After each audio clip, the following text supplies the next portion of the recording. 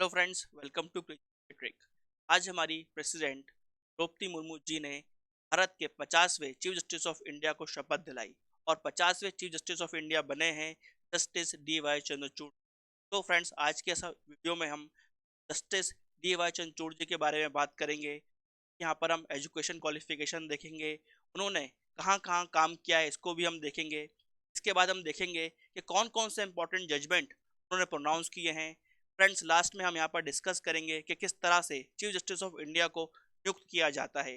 तो फ्रेंड्स, आइए चालू करते हैं आज का सेशन। सबसे पहले हम देखते हैं एजुकेशन के बारे में। तो BA honours in economics from Saint Stephen's college new Delhi, उन्होंने बीए की डिग्री ली। उसके बाद एलएलबी का कोर्स किया campus law centre Delhi university से। एलएलएम की डिग्री और डॉक्टरेट की डिग्री ली है हार्वर्ड लॉ स्कूल। डॉक्टरेट का एमए किया है जुडिशियल साइंसेज में। इसके बाद हम देखते हैं किस तरह से इन्होंने अपना कैरियर की शुरुआत करी। तो सबसे पहले ये सीनियर एडवोकेट रहे बॉम्बे हाई कोर्ट में।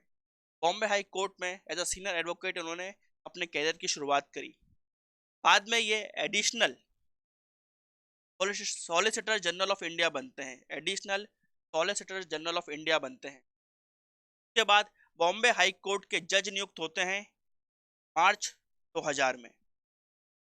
फिर chief justice of Allahabad high court, chief justice of Allahabad high court 2013 31 अक्टूबर को नियुक्त होते हैं और बाद में 13 मई 2016 को सुप्रीम कोर्ट के जज नियुक्त होते हैं और आज के दिन चीफ जस्टिस ऑफ इंडिया बन गए हैं। इंडिया में फ्रेंड्स ऐसा पहली बार हो रहा है कि फादर और सन दोनों चीफ जस्टिस ऑफ इंडिया रहे। इनके father justice Y B Chandrachud ji भी इंडिया के चीफ जस्टिस ऑफ इंडिया रहे थे और वो लॉन्गेस्ट सर्विंग, सबसे लंबे समय तक चीफ जस्टिस ऑफ इंडिया रहे। 7 साल से भी ज़्यादा उन्होंने चीफ जस्टिस ऑफ इंडिया का कार्यभार संभाला। फरवरी 1978 से लेकर 11 जुलाई 1985 तक वो चीफ जस्टिस ऑफ इंडिया रहे। अब उनके son D Y Chandrachud ji chief justice of India बने हैं और 2025 नवंबर तक यही इंडिया के चीफ जस्टिस ऑफ इंडिया रहने वाले हैं। 2 साल लगभग ये कार्यभार संभालेंगे। आइए बात करते हैं कौन कौन से इंपॉर्टेंट जजमेंट्स हैं जिनमें ये रहे और उन्होंने फैसले सुनाए। सबसे पहले केस की बात करते हैं हम, राइट टू प्राइवेसी।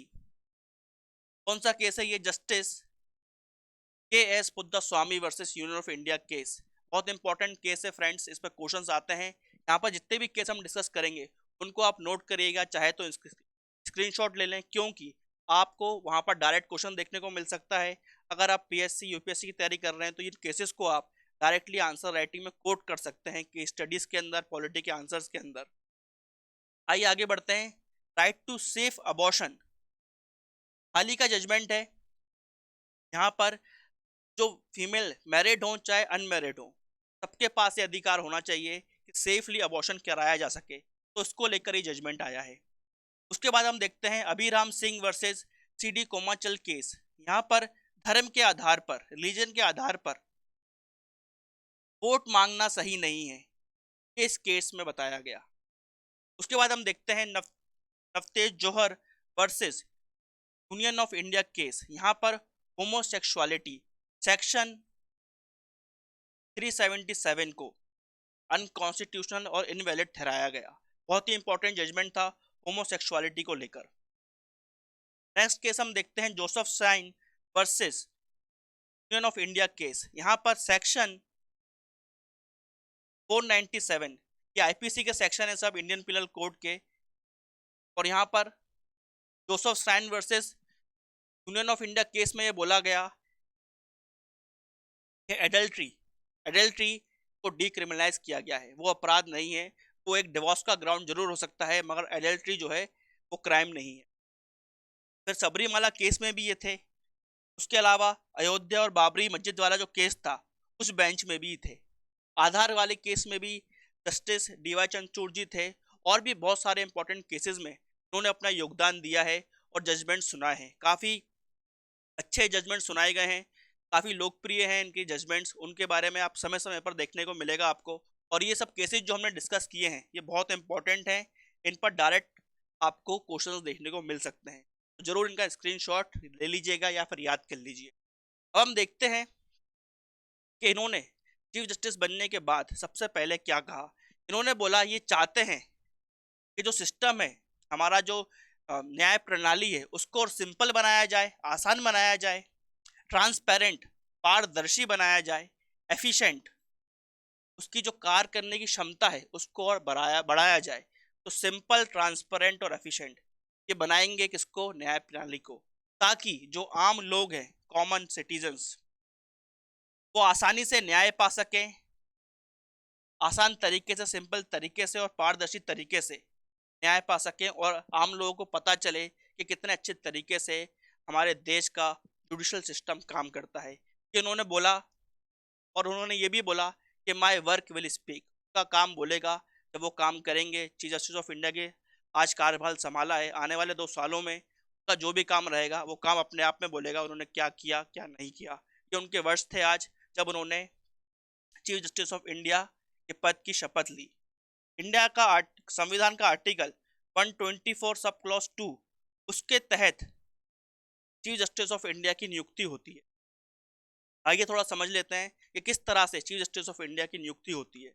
सबसे पहले जो चीफ जस्टिस ऑफ इंडिया होते हैं वो हाईएस्ट रैंकिंग ऑफिसर होते हैं इंडिया के जुडिशियल सिस्टम के। इंडिया का जो जुडिशियल सिस्टम है वो फेडरल सिस्टम है, इंडियन फेडरल जुडिशियल सिस्टम कहलाता है। वो मास्टर ऑफ द रोस्टर होते हैं, यानी कि किसको क्या केस मिलेगा, केस की लिस्टिंग कैसे होगी, वो सब ये डिसाइड करते हैं।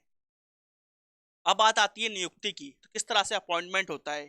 तो यहाँ पर जो chief justice of India retire होने वाले होते हैं, जिनका रिटायरमेंट निकट आ रहा होता है, तो उस समय लॉ मिनिस्टर पूछते हैं रिटायरिंग चीफ जस्टिस से कि अगला किसको बनाया जाए। एडवाइस ली जाती है। ये एडवाइस वो देते हैं प्राइम मिनिस्टर को, बताते हैं कि जो retiring chief justice of India है, जो होने वाले रिटायर, उन्होंने बोला है कि इनका नाम रिकमेंड कर रहे हैं। तो प्राइम मिनिस्टर ये बात किसको बताएंगे? प्रेसिडेंट को बताएंगे, और फाइनली प्रेसिडेंट खुद दिलवाते हैं, नियुक्त कराते हैं। अब ये प्रक्रिया किस हिसाब से चीफ जस्टिस ऑफ इंडिया का नाम रिकमेंड किया जाता है, इसके लिए भी एक प्रक्रिया बनाई गई है। आइए इसको भी समझ लेते हैं। वो प्रक्रिया है कोलिजियम सिस्टम। इसका वर्णन, इसका जो उल्लेख है संविधान में नहीं किया गया है, कॉन्स्टिट्यूशन के अंदर आपको इसके बारे में सुनने को नहीं। ये एक परंपरा जो जजमेंट्स आए उसके बाद चालू हुई है। जो जजमेंट्स आए इंडिया में, उसके बाद ये परंपरा चालू हुई। सबसे पहले हम देखते हैं फर्स्ट जज केस में ये बोला गया कि जो भी एडवाइस यहाँ पर चीफ जस्टिस ऑफ इंडिया देते हैं, outgoing chief justice of India देते हैं, उस एडवाइस को प्रेसिडेंट को फॉलो करना पड़ेगा। अगर वो फॉलो नहीं करते हैं तो कुछ रीज़न दें, वैलिड रीज़न दें, तो वो चाहें तो फॉलो ना करें। पहले केस में ये बोला गया। कब का केस है ये? 1981 का। इसको फर्स्ट जज केस बोला जाता है। फिर सेकंड जज केस आता है 1993। यहाँ पर हम देखते हैं कि पहली बार कोलिजियम की बात की जाती है। और ये बोला जाता है कि चीफ जस्टिस ऑफ इंडिया और उनके साथ 2 सीनियर मोस्ट और जो सुप्रीम कोर्ट के जज हैं, ये डिसाइड करेंगे, ये नाम रिकमेंड करेंगे कि किसको अगला चीफ जस्टिस ऑफ इंडिया बनना चाहिए। फिर फाइनली जो तीसरा जज केस होता है, थर्ड जज केस 1998 में, इसमें कंप्लीटली अच्छे तरीके से कोलिजन सिस्टम को डिफाइन कर दिया जाता है, किस बेसिस पर ये काम करेगा नहीं करेगा, पूरा जो ब्यौरा है वो थर्ड जज केस में हमको देखने को मिलता है। और यहाँ पर फिर चीफ जस्टिस ऑफ इंडिया के साथ 4 सीनियर मोस्ट जज सुप्रीम कोर्ट के साथ में रहेंगे, ये बोला जाता है। और जो बेसिस है, जो परंपरा चली आ रही है, वो है सीनियोरिटी। जो सबसे ज़्यादा सीनियर रहेगा जज, उन्हीं का नाम रिकमेंड किया जाता है अगले चीफ जस्टिस बनने के लिए। इस प्रथा का 1-2 बार उल्लंघन भी हुआ है, मगर ट्रेडिशन और परंपरा यही है कि सीनियोरिटी के बेसिस पर चीफ जस्टिस ऑफ इंडिया की नियुक्ति होती है। तो फ्रेंड्स, यहाँ पर हमने देखा कि किस तरह से अपॉइंटमेंट किया जाता है, क्या सिस्टम हम फॉलो करते हैं। इंडिया का सिस्टम बहुत ही यूनिक है, क्योंकि अमेरिका के सिस्टम इससे बहुत अलग है। इसको लेकर कई बार क्रिटिसिज्म भी होता है, कई बार इसके फ़ायदे भी गिनाए जाते हैं। इसको लेकर एक बहुत डिटेल वीडियो हमने बनाया था 15 दिन पहले, उसकी लिंक कमेंट बॉक्स में आपको मिल जाएगी, आप उसको देख सकते हैं अगर आप इस सिस्टम को और अच्छे से समझना चाहते हैं। तो फ्रेंड्स, यहाँ पर हमने हमारे 50वें chief justice of India discuss किया और देखा कि किस तरह से उन्होंने जजमेंट्स दिए हैं और आने वाले समय में वो किस तरह से काम करना चाहते हैं। आई होप आपको ये वीडियो इन्फॉर्मेटिव लगा होगा। ऐसे और वीडियो देखने के लिए इस वीडियो को लाइक करें, शेयर करें और हमारे चैनल को सब्सक्राइब करें। Till then friends, bye bye and take care.